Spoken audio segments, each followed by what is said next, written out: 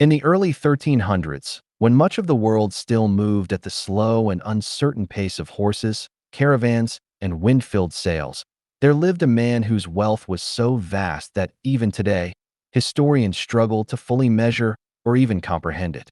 His name was Mansa Musa, a ruler whose legacy would stretch far beyond his lifetime and echo across continents for centuries to come.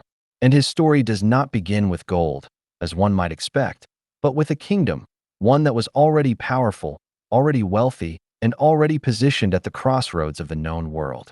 Far across the vast and unforgiving Sahara Desert, in the heart of West Africa, stood the Mali Empire, a land of immense resources, growing cities, and thriving trade routes that connected distant regions into a single, flowing network of wealth and culture.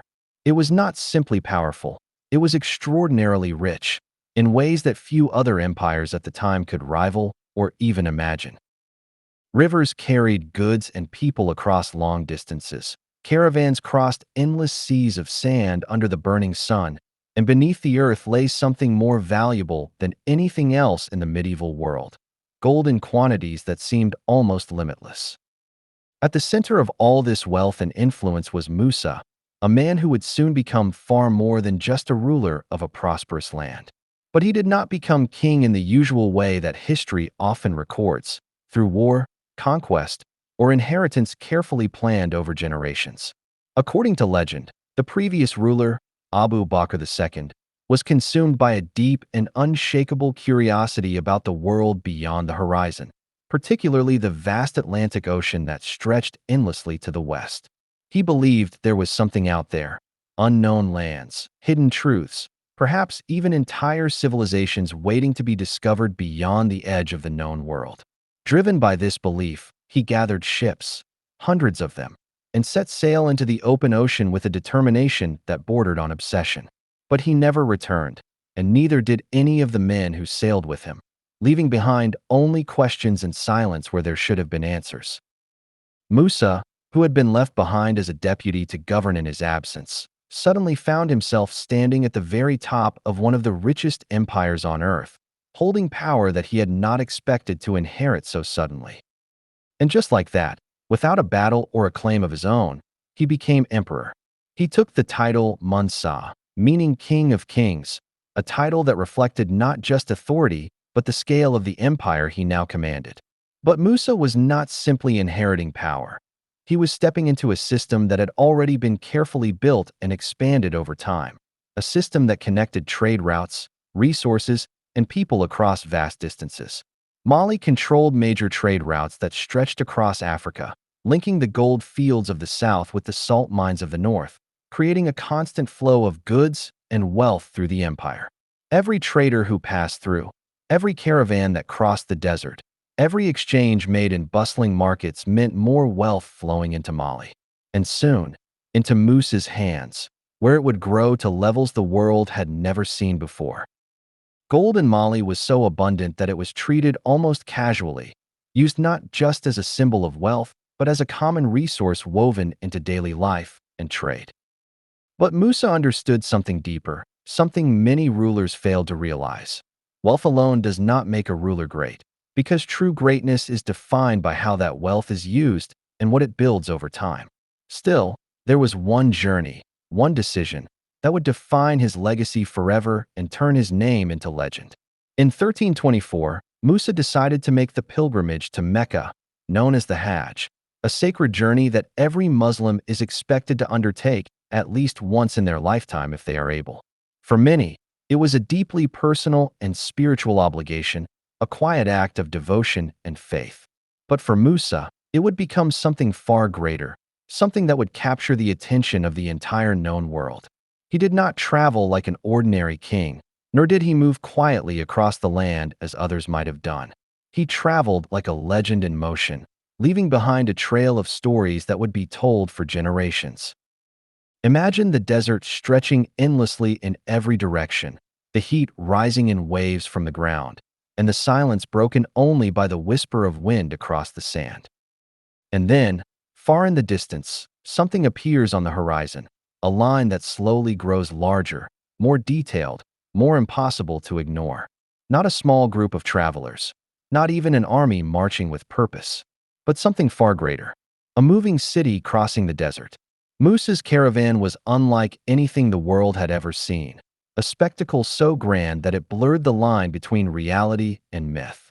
There were tens of thousands of people, some accounts say as many as 60,000, moving together in an organized and almost hypnotic flow. Soldiers marched in formation, officials carried out their duties, servants managed the logistics of the journey, and slaves, dressed in fine garments, added to the overwhelming scale of the procession. Then came the camels, steady and unshaken by the harsh conditions, each one carrying loads that would change the economies of entire regions. Dozens, perhaps hundreds of them, each burdened with gold in forms that ranged from dust to solid bars and intricate ornaments. Some accounts claim that each camel carried more than 100 kilograms of gold, an amount that is difficult to even imagine in today's terms. Behind them walked attendants holding golden staffs, symbols of status and wealth that reflected the power of the man leading this extraordinary journey. This was not simply travel. It was a statement to the world, a declaration of power, wealth, and presence that could not be ignored by anyone who witnessed it. As Musa moved through great cities such as Cairo, he did not simply pass through as a visitor. He gave, and continued to give in ways that left entire populations in awe of what they were witnessing. He handed out gold to the poor, offering relief to those who had never known such generosity. He gifted wealth to officials and leaders, strengthening connections and building influence far beyond his own borders. He spent freely in markets, buying goods, rewarding merchants, and spreading his wealth in ways that seemed almost limitless. At first, people were amazed by what they saw, unable to fully understand the scale of what was happening before them. But then something unexpected began to unfold, something that no one had predicted. The value of gold began to drop, slowly at first, and then more noticeably as time went on. There was suddenly too much of it in circulation, too much being given away, too much entering markets that were not prepared for such abundance. In Cairo, Musa distributed so much gold that it caused inflation, disrupting the balance of the economy in ways that would take years to correct. Prices rose, trade shifted, and the impact of his generosity lingered long after he had continued on his journey. It is said that it took more than a decade for the economy to fully recover from the effects of his visit. Think about that for a moment, because it reveals something extraordinary. One man, on one journey, changed the economic structure of an entire region simply by giving away his wealth in quantities the world had never seen before. But Musa's story does not end with generosity alone, because there was more to him than the image of a wealthy ruler distributing gold across distant lands. He was thoughtful, observant, and deeply interested in the world beyond his empire. As he continued his journey, he encountered scholars, architects, and thinkers whose knowledge extended far beyond what he had known before. He listened carefully, asked questions, and recognized the value of ideas just as much as he understood the value of gold. And when he returned to Mali, he did not come back alone. He brought knowledge with him. He brought people who would help shape the future of his empire in ways that wealth alone never could. He had a vision that extended beyond riches and into something far more lasting. He wanted Mali to be known not only for its gold, but for its wisdom, its culture, and its contribution to the world. Under his rule, buildings rose that reflected both beauty and purpose. Mosques reached toward the sky, becoming centers of faith and community. Schools were established to educate future generations. Libraries were filled with books, preserving knowledge and spreading ideas across regions. And at the center of this transformation stood a city that would become legendary, Timbuktu. Timbuktu grew into one of the greatest centers of learning in the world at the time, attracting scholars from distant lands who came to study, teach, and share ideas. It was said that books became more valuable than gold, a statement that reflected the priorities Musa had worked so hard to establish.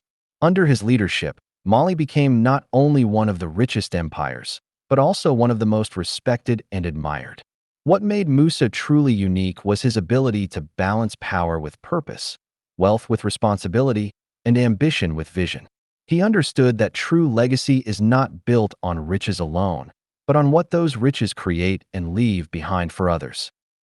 Still, stories of his wealth continued to spread far beyond Africa, reaching Europe and the Middle East, where they captured the imagination of people who had never seen such abundance. Maps began to appear showing a king in Africa seated on a golden throne, holding a golden scepter, representing a level of wealth that seemed almost mythical. That king was Musa, and his image became a symbol of a world many had never fully understood before. Even today, historians and economists attempt to calculate his wealth, comparing it to modern billionaires and global economies.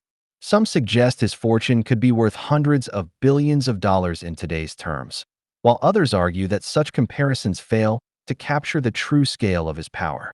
Because Musa did not simply own wealth. He controlled the sources of it, from gold mines to trade routes, from land to systems that generated continuous prosperity. If one were to try to measure it, the numbers would likely fall short of capturing the full reality. But numbers alone do not tell the story. Because Musa's greatest impact was not the amount of gold he possessed, but the influence he carried and the changes he created across the world. His journey to Mecca placed Mali on the map in a way that had never happened before, drawing attention from distant regions and opening doors for trade, knowledge, and cultural exchange. Before Musa, many in Europe and beyond barely knew of Mali's existence. After Musa, it became impossible to ignore. Traders came in search of opportunity. Scholars arrived in pursuit of knowledge.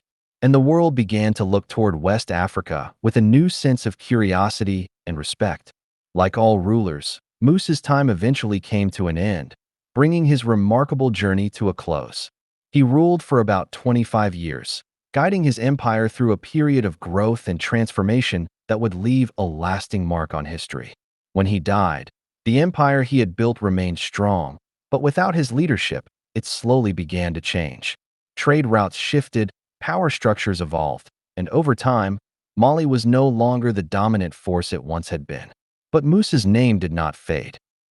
His story endured, carried through generations, preserved in records, stories, and the imagination of those who sought to understand the past.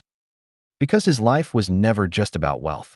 It was about what wealth could do when guided by vision, intelligence, and purpose. It could build cities. It could inspire learning. It could reshape economies. And it could leave a legacy that would last for centuries. Mansa Musa chose to build something greater than himself, turning gold into knowledge, power into culture, and a single journey into a story that would never be forgotten. And that is why, even now, hundreds of years later, we still speak his name with a sense of awe and curiosity. Not just as the richest man who ever lived, but as one of the most fascinating figures in all of history, whose life continues to remind us that true greatness is measured not only by what we have, but by what we choose to create with it.